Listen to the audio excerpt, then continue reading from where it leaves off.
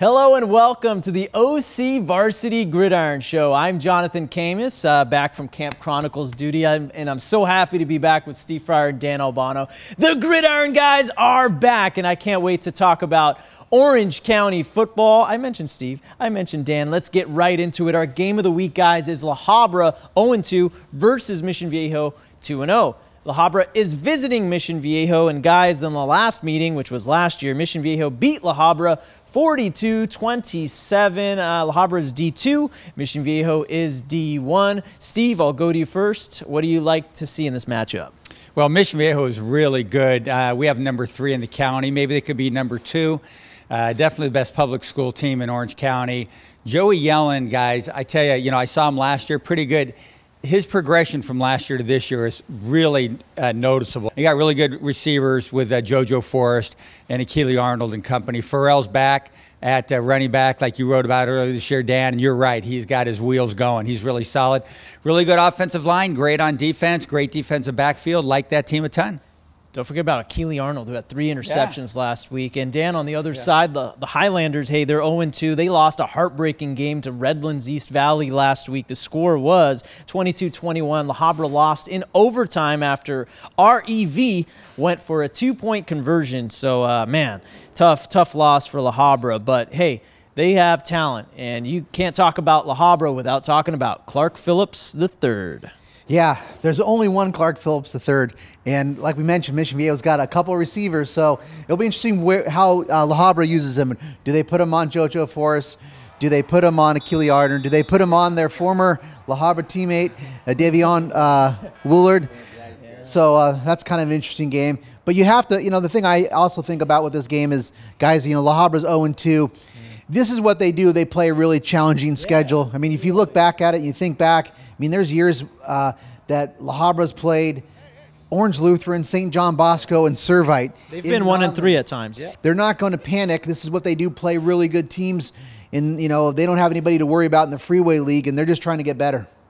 All right, we'll kind of stay in that South County area. I'm picking the Diablos, by the way, okay. To win this game. But I think La Habra can get closer than – I saw one reference on Twitter, 17-point margin victory. I don't know about that. Yeah, Steve, who do you got in this one? Mission should win this game, but it's how you play the day you play. And, the quarterback, La Habra, Ryan Zinel, is pretty good. We saw him during the summer. He looked pretty solid to me.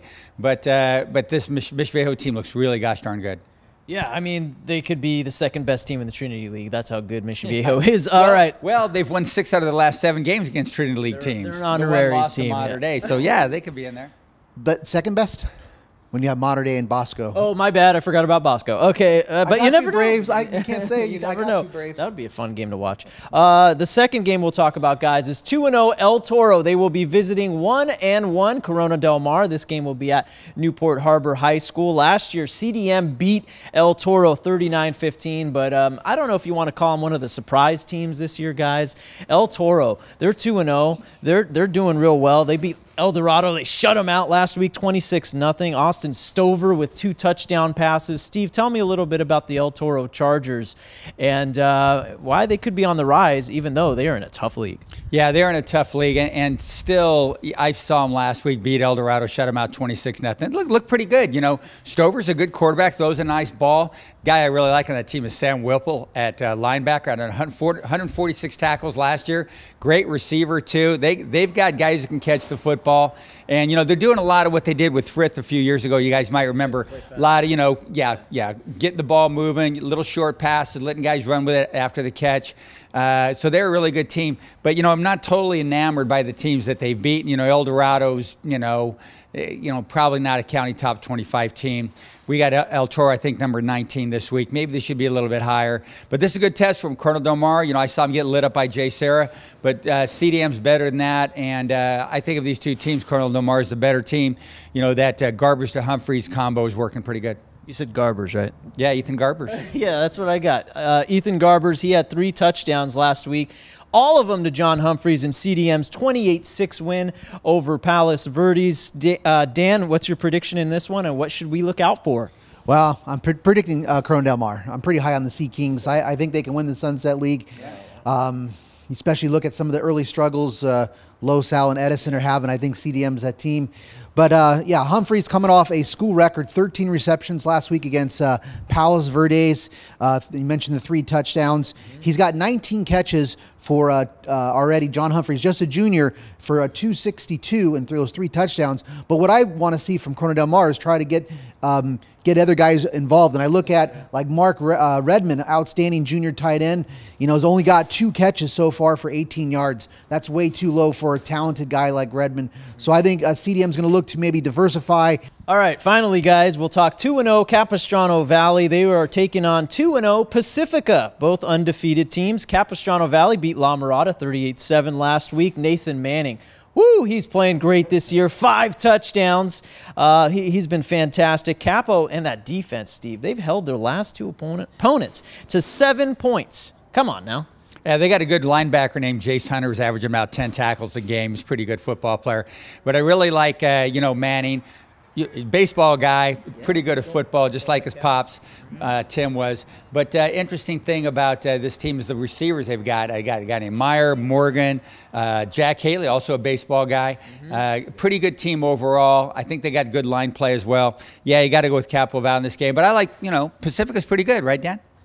Yeah, Pacifica could be the favorite in the Empire League. Yeah. Another linebacker, switching back to Capo, Giles is a outstanding linebacker as well. But picking back with Mariners, they could be the class of the Empire League. You see some of the struggles of Cypress, and Valencia lost last week to Yorba Linda, and then Tustin is trying to find themselves. So Pacifica could be the team.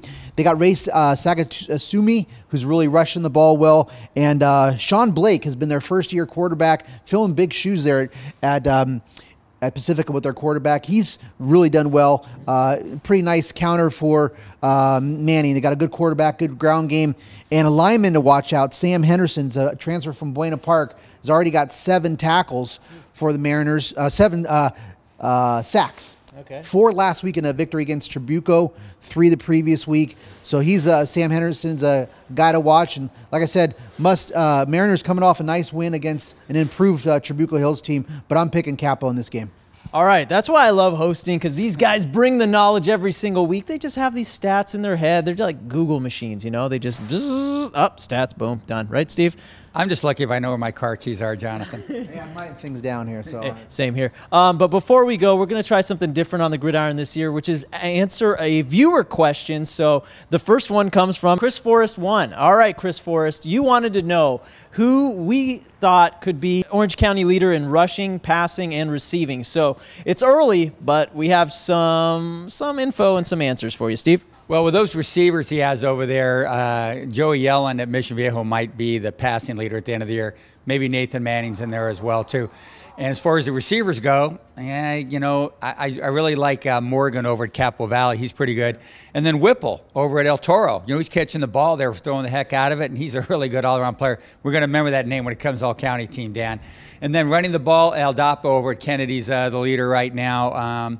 A guy who I like, they have a young quarterback, so they might lean in this guy a lot, is Thomas over at Santa Maria. Got a little fireball dude. Yeah, Jake Thomas, just finds holes and goes and gets into the backfield. But, he's going to be running up against some pretty good defenses. But those are guys I like right now. But, gosh, it's still August whatever, so we got a ways to go. Dan, wrapping this up. Nathan Manning's off to a tremendous start. 10 touchdowns already, throwing for almost 700 yards already. Only 1 interception, so he's looking like a potential OC passing leader. I think Capo's going to probably get a playoff game or 2. Tough league. I'll give you another Trinity League running back I'm high on. I think it's off to a great start. Is Chris Street at Jay Serra. I think Jay Serra's looking great. He's got a good line. Coach Harlow likes to run the ball there. And then receiver, I'll go back to John Humphreys at Corona Del Mar. I think, coming off that 13 receptions last week, he had 6 in a so-called off game against Jay Serra. Still pretty good game. So he's up to 19. So I think those are some of my leaders right there, perhaps. All right. Thanks to Steve and Dan. That's week 2 of the... Thanks to Chris Forrest. There we go. Yeah, thank you, Chris Forrest. And, hey, every single week, guys, we'll be asking you, the viewers, to reach out to us on Twitter, and we'll answer your questions. So there you go, Chris Forrest 1 with a shout-out. Thank you for your question. Thanks to Steve. Thanks to Dan. We'll be back for the Gridiron Show week 3 and every single week at OC Varsity. Thank you for watching.